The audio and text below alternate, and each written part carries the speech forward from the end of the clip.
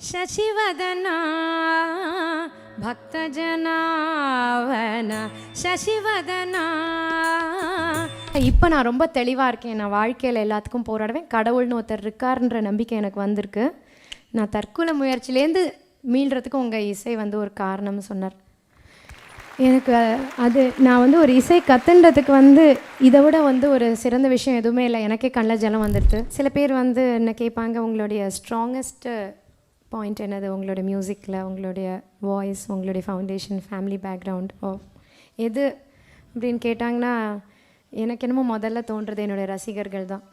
கச்சேரிகளில் பக்தி பாடல்களோட ரசிகர்களோ, இல்லை நான் பாடியிருக்கிற கொஞ்சம் சினிமா பாடல்களுக்கான ரசிகர்களோ யாராக இருந்தாலும் வந்து அவர்கள் வந்து ஒரு ஆசையாக வந்து பேசுகிற சமயத்தில் அது எனக்கு தர ஒரு பலம் வந்து வேறு எதுவுமே கிடையாது. நீங்கள் வந்து டிஃப்ரெண்ட் ஸ்டைலில் கூட பாடிருக்கீங்க. ஹாரிஸ் ஜெயராஜ் அவர்களுடைய இசையில் ஆமாம், ஒரு நதி ஒரு பௌர்ணமி ஒரு அது ரொம்ப டிஃப்ரெண்ட்டாக பாடிருந்தீங்க. அந்த வாய்ஸ் கல்ச்சர் கூட ரொம்ப நல்லா இருந்தது. உங்கள் வாய்ஸில் அந்த பாட்டு ஹாரிஸ் சார் தான் வந்து ஒரு எனக்கு அந்த சாங்கை கொடுத்தாரு. முடியுமா அப்படின்னு சொன்னப்போ அவர் ரொம்ப காமாக தான், அவருடைய ஒர்க்கிங் ஸ்டைலும் அந்த மாதிரி தான் இருக்கும். அதுவும் வந்து மக்களிடையே நீங்கள் கூட இந்த மாதிரி பாடல்கள் பாடியிருக்கீங்களேன்னு சொன்னாங்க. ஃபஸ்ட் கிளாஸாக இருந்ததுமா. அது ஒரு 2 வார்த்தைகள். ஒரு நதி ஒரு பௌர்ணமி ஓர் ஓடம் என்னிடம் உண்டு. ஒரு நதி ஒரு பௌர்ணமி ஓர் ஓடம் என்னிடம் உண்டு. ஓடக்காரன் ஓடக்காரன் அட உங்களில் யாருண்டு. ஒரு புதையல் பொற்குவியல் மலைவாசல் என்னிடம் உண்டு.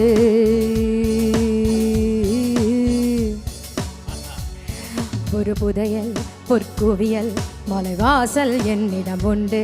அலிபாபா அலிபாபா அட உங்களில் யாருண்டு. ஒரு நதி ஒரு பௌர்ணமி அட உன்னிடம் உண்டு. ஒரு நதி ஒரு பௌர்ணமி ஓர் வாடம் என்னிடம் உண்டு. ஓடக்காரன் ஓடக்காரன் அட உங்களில் யாருண்டு.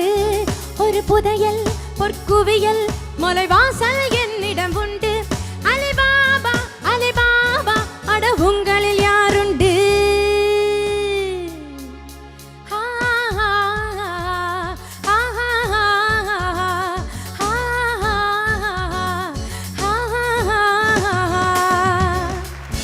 ஃபேன்டாஸ்டிக். இந்த விப்ராட்டோ ரொம்ப நல்ல உங்கள் வாய்ஸில் கேட்குறது ரொம்ப இனிமையாக இருந்தது. இது என்னமோ ஒரு வித்தியாசமான ஒரு முயற்சி தான். அதில் வந்து கரெக்டாக அவரை வந்து உங்களுடைய அந்த வாய்ஸ் கல்ச்சருக்கு கம்போஸ் பண்ண மாதிரி இருந்துச்சு இந்த பாடல். அந்த கட்டிங் அது எல்லாமே credit goes to Harris Jayaraj. Definitely ஒரு முக்கியமான விஷயம் உங்களை கேட்டு தெரிஞ்சுக்கணும். சொல்லுங்க சார். அதாவது எம்எஸ் சுப்பலட்சுமி அவர்கள் வந்தாலே அந்த ப்ளூ புடவை அது அந்த ஜெரிகை அதெல்லாம் போட்டு வந்தால் கண்டிப்பாக அங்கே வந்து ஒரு 25-30. ஆமாம், அதில் ஒரு 25 விதமும் இருக்குது. எம்எஸ் அம்மா கட்டிக்கிற ப்ளூ, மிட்சி ப்ளூ, அது மாதிரி 2 விதம் இருக்குது.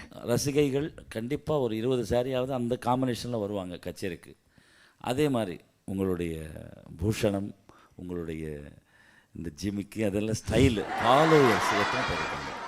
சும்மா அதெல்லாம் நிஜமாக தெரியாது சார் எனக்கு. நான் என்னமோ எனக்கு தோன்றதை அப்படியே கட்டிட்டு வருவேன். ரொம்ப முக்கியத்துவம் ஆக்சுவலாக கொடுக்க மாட்டேன் ட்ரெஸ்க்கெல்லாம் அந்த மாதிரிலாம். பட் உங்களை பார்த்தா டெஃபினட்டாக ஃபாலோவர்ஸ் இருக்கும். எத்தனை பேர் கணக்கு பண்ணியிருக்கீங்க? திருப்பியும் அதுவும் எனக்கு தோன்றது ரசிகர்கள் என்கிட்ட இருக்கிற பிரியத்தினால வந்து அவங்களுக்கு வந்து மனசுக்கு பிடிச்சி போய்டுறதுன்னு நினைக்கிறேன். ஜுவல்லரியை பொறுத்த வரைக்கும் ஒரு உண்மையை சொல்லிடுறேன், இது என்னோட செலெக்ஷன் எதுவுமே கிடையாது. எல்லாம் என்னோட வீட்டுக்காரர் தான் வந்து, அவர் தான் என்னோட ஜுவல்லரி எல்லாத்தையும் செலக்ட் பண்ணுறது. ஸோ அவர் தான் வந்து நகை கடை எதுவாக இருந்தாலும் அவர் செலக்ட் பண்ணுற ஜுவல்லரி நான் போட்டுப்பேன். இதில் முக்கியமான விஷயம் என்னென்னா, நித்யஸ்ரீ அவர்கள் மாதிரி பாடாமல் இருக்கலாம், பட் அவங்க மாதிரி ட்ரெஸ்ஸிங் பண்ணலாம் இல்லையா? அதுக்கு அவங்களுக்கு உரிமை. நீங்கள் வேறு, நான் வந்து சாதாரணமாக ட்ரெஸ் பண்ணிட்டு போனால் டவுட்ஃபுல்லாக பார்ப்பாங்க என்ன. அவங்க கிடையாது அவ்வளோ. ஆமாம், அவ்வளோ கண்டுபிடிக்க மாட்டாங்க. என்ன மேடம் நீங்கள் அந்த மாதிரி கச்சேரிலாம் பாடுவீங்களே, அவங்க தானே நீங்கள் ஜிமிக்கியே இல்லையே மேடம் உங்களுக்கு. First question. அப்புறமா வந்து பட்டு சாரி கட்டுவீங்களா மேடம், நல்லா இருக்கும் அந்த காம்பினேஷன்ஸ்லாம் அடுத்ததுன்னு. எனக்கு சாதாரண ட்ரெஸ் பண்ணிட்டு போனால் ட்ரெயின்ல கண்டுபிடிக்க மாட்டாங்க. ஆனால் ஒரு விஷயத்தில் கண்டுபிடிச்சிருவாங்க. டெஃபினட்டாக மூக்கில் இருக்கிற இந்த மச்சத்தை வச்சு கண்டுபிடிச்சோம் மேடம் சொல்லுவாங்க. சாரீஸ்லாமும் வந்து கொஞ்சம் பிரைட் கலர்ஸ் எனக்கு சாதாரணமாக பிடிக்கும். ஆமாம்மா. கர்நாடக இசையில் உங்களுக்கு பிடித்தமான மற்ற கலைஞர்கள் அவர்கள் பற்றி நீங்கள்? நான் முதலையே என்னுடைய பாட்டி திருமதி டி.கே. பட்டம்மாள், பாரத் ரத்னா, திருமதி எம்.எஸ். சுப்பலக்ஷ்மி, எம்.எல். வசந்தகுமாரி அம்மா, இவர்கள் 3 பேரை பற்றியும் சொல்லிட்டேன். ஆமாம். அவர்களை நினைக்காத எந்த இசை விற்பனரும் இருக்க முடியாது. அதுவும் எங்களை மாதிரி ஃபீமேல் சிங்கர்ஸ் கர்நாடிக் மியூசிக்கில் அவர்களுடைய பாதிப்போ இல்லை அவர்கள் பாடுற அந்த பாட்டை ஒரு பாட்டாவது கச்சேரியில் பாடாத இருக்கவே முடியாது. அப்படி ஒரு அவங்க ஒரு பாதை வகுத்து கொடுத்துட்டு போயிருக்காங்க. இது தவிர பார்க்கணுன்னா அந்த காலத்து வித்வான்கள்லேருந்து இன்றைக்கி வரைக்கும் ஒருத்தர் வந்து ஒரு சகாப்தம் படைக்கணும், ஒரு பேர் வரணுன்னா அவர்கள்ட்ட ஒரு தனித்திறமை இல்லைன்னா வந்து முடியவே முடியாது. நான் வந்து அரியக்குடி ராமானுஜ ஐயங்கார்லேருந்து சொல்லணும். அரியக்குடி ராமானுஜ ஐயங்கார் வந்து இன்றைக்கி கச்சேரி முன்னாடி வந்து ஒரு 4 மணி நேரத்துக்கு ஒரு வகை இல்லாத இருந்தது. நான் சொல்கிறது ஒரு 70-80 இயர்ஸ் முன்னாடி. திடீர்னு ஒரு ராகம் தலம் பல்லவி எடுப்பாங்க, திடீர்னு ஒரு பெரிய பாடல் எடுத்துப்பாங்க, திடீர்னு ஒரு சின்ன பாடல், அந்த மாதிரி. அது இல்லாத ஒரு வர்ணம் தொடங்கி ஒரு சின்ன கீர்த்தனை, அப்புறம் ஒரு ராக அலப்பனை, அப்புறமா சிலக்கம், வெறும் காம்போசிஷன்ஸ், அப்புறம் ஒரு மெயின் பீஸ், அப்புறமா ஒரு ராகம் தான பல்லவி, துக்குடா, சின்ன கீர்த்தனைகள், ஒரு பஜன், இந்த மாதிரி ஒரு மார்கதர்ஷியாக இருந்தது அரியக்குடி ராமானுஜ ஐயங்கார். ஸோ அவரை தலை வணங்கணும். ஜிஎன்பி சார் மக்கள் மத்தியில் வந்து கர்நாடக சங்கீதத்துக்கு ரொம்ப பெரிய ஒரு வரவேற்பு அவர் வந்ததுக்கப்புறம். ஏன்னா அவர் ஒரு குரல் வந்து ஒரு லைட்னிங் ஸ்பீடில் வந்து அவர் பாடுவார். ஸோ அந்த மாதிரி ரொம்ப இன்னோவேஷன்ஸ், புது ராகங்கள் அந்த மாதிரி பாடுறதில்ல அவர் மாதிரி முடியாது. மதுரமணி ஐயர் அவர் வந்து ரொம்ப ஜனரஞ்சகமாக அந்த ஸ்ருதி சுத்தம், அந்த கல்பனை, அவர் பாடுறதை கேட்டுட்டே இருக்கலாம் போல இருக்கும். அப்படி ஒரு கற்பனை, அவருடைய அந்த கல்பனையாக இருக்கட்டும், ஒரு ஸ்வரம் பாடுற ஒரு விதமாக அதில் அவருக்கு நிகர் அவரே. அது மாதிரி இந்த கணக்கு வழக்கு விஷயங்கள்லாம் ஆலத்தூர் பிரதர்ஸ் ரொம்ப பிரசித்தி. அதுக்கப்புறமா வந்தவர்கள் அப்படின்னு பார்த்தா கேவி நாராயண சுவாமி அவர் வந்து அந்த பாவம், அவருடைய சங்கீதத்தில் இருந்த பாவம். என்னுடைய மாமா தாத்தா திரு டி.கே. ஜெயராமன் அவர்கள், அவர் குரலில் ஒரு தனி அழகு இருக்கும். இந்த தமிழ் கீர்த்தனைகள்லாம் பாடுறது ரொம்ப நல்லாயிருக்கும். மதுரை சோமசுந்தரம் அவர்கள்லாம் ராகம் டெவலப் பண்ணார்னா விடிய பாடிக்கொண்டிருப்பார். இப்போ பாலமுரளி கிருஷ்ணா சார் நம்மிடையே வாழ்ந்து கொண்டிருக்கிற ஒரு லெஜண்ட். எத்தனையோ இனோவேஷன்ஸ் அவர் கொண்டு வந்திருக்கார். அவருடைய வாய்ஸ் கல்ச்சர் ஒன்று போரும் சார். எப்படி வேணால் அந்த ரேஞ்ச் திருப்பியும் இன்னொருத்தருக்கு இருக்க முடியாது. எல்லாமே இப்போ Seshagopalan sir, Sankar Narayanan sir, O S Thyagarajan sir, என்னோட கண்டெம்பரரிஸ்னு சொல்லக்கூடியவர்கள் கூட எல்லாருடைய ஃபேனும் நம் சுதா ரகுநாதன் மேடம், அருணா சாய்ராம், பாம்பே ஜெயஸ்ரீ சாமி. I don't want to leave anyone. எல்லாருமே அவங்களுடைய ஒரு தனித்துவத்தினால தான் வந்து இவ்வளோ இது பண்ணியிருக்காங்க. என்னுடைய ஐபாட் கலெக்ஷன்ஸில் இவர்கள் அத்தனை பேருமே இருக்கார்கள். So nice. உங்களுக்கு பிடித்தமான மற்றவங்க ஸ்டைல் ஆஃப் சிங்கிங் அது ஏதாவது நினைவுக்கு வந்தால் 1-2 கீர்த்தனைகள்? இந்த பக்தி பூர்வமாக பாடுறது வந்து அவங்க எம்எஸ் அம்மாவோட பாடலை கேட்குற சமயத்தில் ஒரு அந்த லைச்சு பாடுறது ரொம்ப ஸ்பெஷலாக இருக்கும் அவங்களுடைய பாடல்கள், அந்த பஜன்ஸ் எல்லாம். நீங்களும் நிறைய இசை அமைச்சிருக்கீங்க டிவோஷனல்ஸ்க்கு, அது பிறகு கேட்போம். ஸ்ரீமன் நாராயணா ஸ்ரீமன் நாராயணா ஸ்ரீமன் நாராயண ஸ்ரீமன் நாராயண ஸ்ரீமன் நாராயணனே ஸ்ரீபாதமே சரணம் ஸ்ரீமன் நாராயண ஸ்ரீமன் நாராயண ஸ்ரீமன் நாராயணனே ஸ்ரீபாதமே சரணம் ஸ்ரீமன் நாராயண ஸ்ரீமன் நாராயண ஸ்ரீமன் நாராயணனே ஸ்ரீபாதமே சரணம்.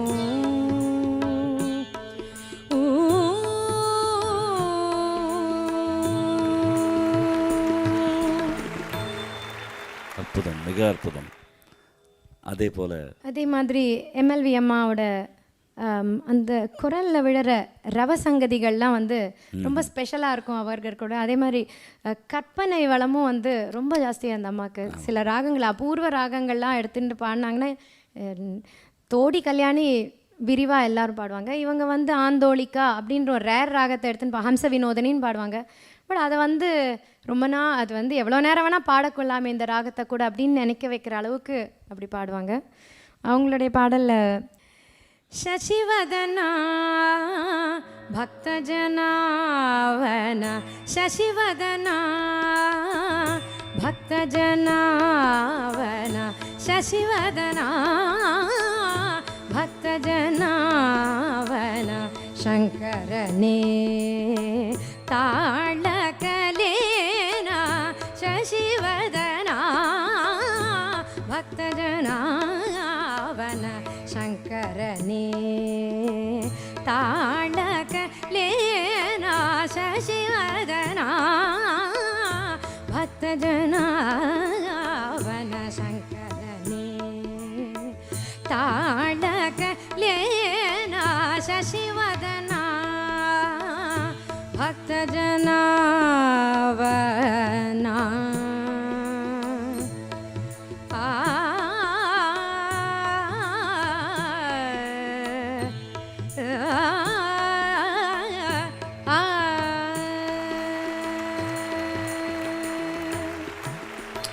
ஆஹா, சரஸ்வதி ராகத்துக்கும் இதுக்கும் கொஞ்சம் நிச்சயமாக இருக்குது.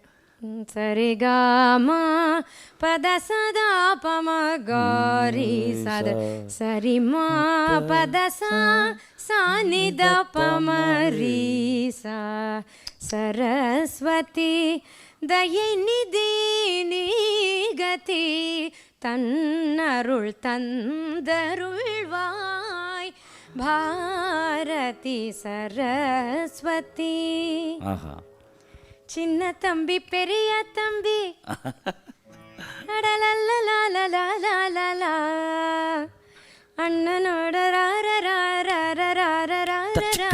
அப்படி வரும் அந்த.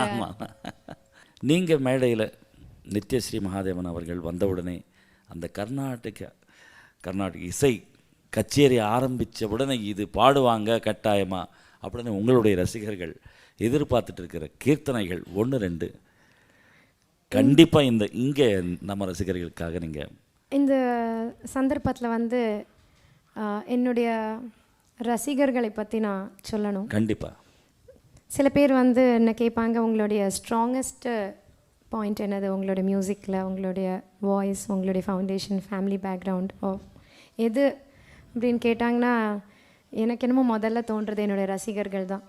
என்னுடைய கச்சேரிக்கு அன்பாக அந்த ரசிகர்கள் வர சமயத்தில் ஒருத்தரும் கச்சேரி முடிஞ்சு வந்து சந்தோஷப்படுறதும், அவர்கள் முகத்தில் வந்து தன்னுடைய சகோதரியோ தன்னுடைய மகளோ இல்லை அவர்கள் வீட்டில் இருக்கிற ஒரு பெண்மணி பாடுற அளவுக்கு ஒரு சந்தோஷப்படுற அந்த ஒரு பர்சனல் அஃபெக்ஷன் தான் எனக்கு ரொம்ப வந்து மனசுக்கு ஒரு தெம்பு தருது. நான் எங்கே எத்தனை ரசிகர்களை என்னுடைய கச்சேரிகள் பக்தி பாடல்களோட ரசிகர்களோ இல்லை நான் பாடியிருக்கிற கொஞ்சம் சினிமா பாடல்களுக்கான ரசிகர்களோ யாராக இருந்தாலும் வந்து அவர்கள் வந்து ஒரு ஆசையாக வந்து பேசுகிற சமயத்தில் அது எனக்கு தர ஒரு பலம் வந்து வேறு எதுவுமே கிடையாது. நான் என்னோடய கச்சேரிகளில் வந்து நிச்சயமாக ரொம்ப எல்லாரும் ஆசையாக எதிர்பார்க்குறது ஒரு சில கீர்த்தனைகள் இருக்குது. அதில் நான் சொல்கிறேன். 100% ப்ளீஸ். கடலூர் சுப்பிரமணியம் அவர்கள் இயற்றிய ஒரு ராக மாளிகை. ராகத்தில் சிறந்த ராகமேது, ராகத்தில் சிறந்த ராகமேது, கல்யாணியா காம்போதியா, ராகத்தில் சிறந்த ராகமேது, ராகமேது,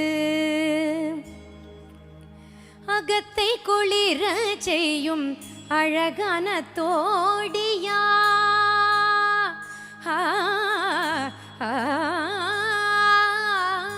அகத்தை குளிர செய்யும் அழகான தோடியா, ஆட்டத்திற்கே உகந்த நாட்டை குறிஞ்சியா. இப்படி வரிசையா ராகங்கள் வந்துட்டே இருக்கும். ஒரு 30 ராகம் வரும். ஓ காட். இந்த மாதிரி காவேரி போல் ஓடும் சாவேரியா, களைப்பை நீக்க வல்ல காப்பியா,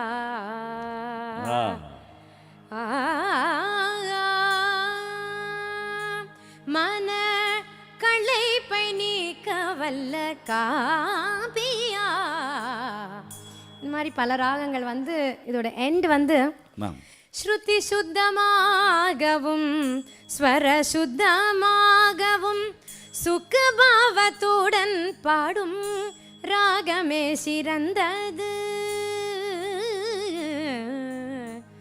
ஆ ஆ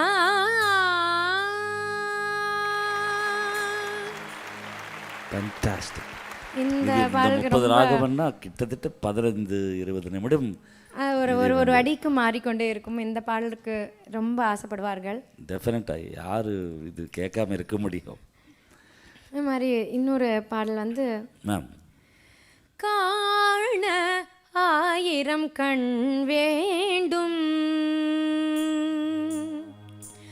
உன்னை காண 1000 கண் வேண்டும் முருகனை காண கண்ணாயிரம் வேண்டும் முருகனை காண குமரனை காண வேலனை காண ஸ்கந்தனை காண ஷண்முகனை காண ஆறுமுகனை காண சரவணனை காண சிவகுமரனை காண சுப்பிரமணியனை காண கந்த கடமனை காண சக்தி வேலனை காண மயில் வாகனனை காண சுவாமிநாதனை காண அழகனை காண குஹனை காண குருபரனை காண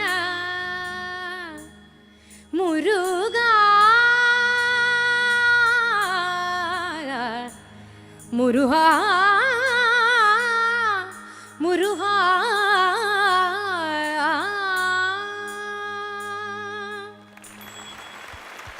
வார்த்தைகளே இல்லை. அந்த அளவுக்கு இந்த புகழ், இந்த பெயர் இன்னும் அந்த ஈஸ்வரன் அருளால் இன்னும் பல்லாண்டு நீங்கள் சந்தோஷமாக வாழும். அப்புறமா நீங்கள் வந்து நிறைய சாங்ஸ் கம்போஸ் பண்ணியிருக்கீங்க டிவோஷனல் ஆல்பம்ஸ்க்கு. கொஞ்சம் சில வெகு சில ஆல்பம்ஸ்க்கு நான் கம்போஸ் பண்ணியிருக்கீங்க. மிஸ்ர சிவரஞ்சனி ராகத்தில் வந்து காக்கை சிறகினிலே வந்து நான் டியூன் பண்ணியிருக்கேன்னா சும்மா பாடி காமிக்கிறேன் ப்ளீஸ்மா. காக்கை சிறகினிலே நந்தலாலா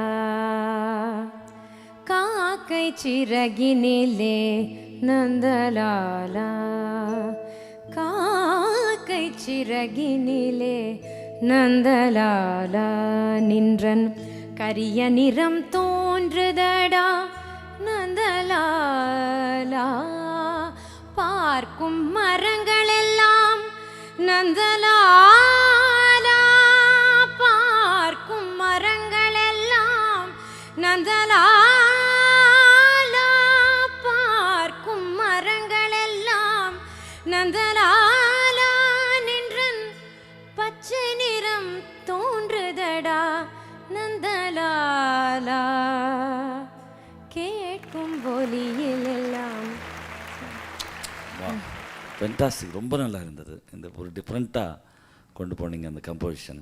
மேம் நீங்கள் பாடி ஒரு வாட்டி தான் கேட்டிருக்கேன் நான். ப்ரொஃபஸர் சாமமூர்த்தி அவர்கள் அது வெஸ்டர்ன் நோட் இங்கிலீஷ் நோட். ஆமாம், அது ஒரு வாட்டி கண்டிப்பாக நம்ம ரசிகர்களுக்காக என்னோட ஒரு ஆல்பமில் அது இடம் பெற்றிருக்கு. அந்த காலத்தில் மதுரமணியர் பாடி அது ரொம்ப பிரபலம். அது ஒரு டிஃப்ரெண்ட்டாக இருந்தது அப்ரோச். தில்லான மோகனாம்பாளில் கூட அந்த நாதஸ்வரத்தோடு வரும் அது. வாவ், அது டெஃபினட்டாக ஒரு வாட்டி.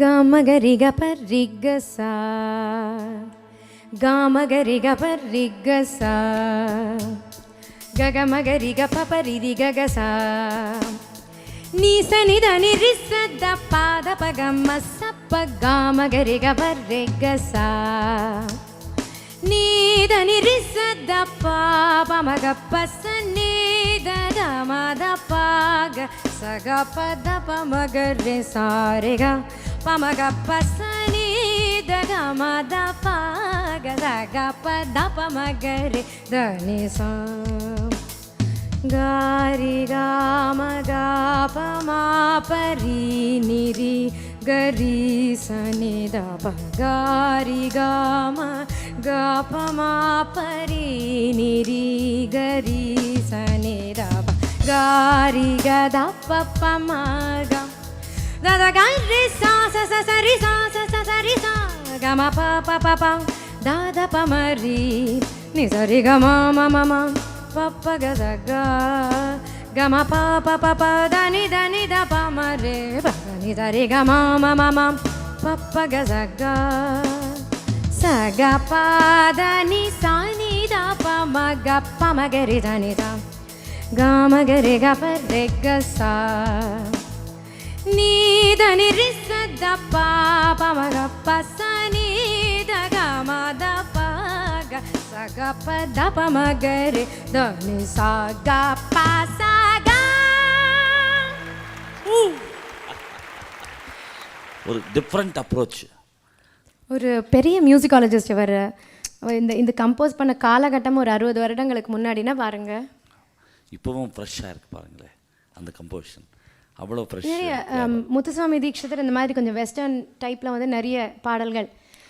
வர சிவபாலம் வள்ளி லோலம் வந்தே நந்தம் இது மாதிரி. அப்புறம் ராம ஜனார்தன ராவண மர்தன ராமானுஜாக்ரஜ ராஜ விபோ பாமரலோச்சன பங்கஜலோச்சன பக்த ஜன பிரிய பாலய மாம் शक्ति सहित गणपतिं शङ्करादिसेवितं विरक्त सकल मुनिजन सुरराज विनुत रररा भक्ताळि पोषकं भवसुतं विनायकं भुक्तिमुक्तिप्रदमोषिताङ्गं रक्तपादाम्बुजं सेवितरा.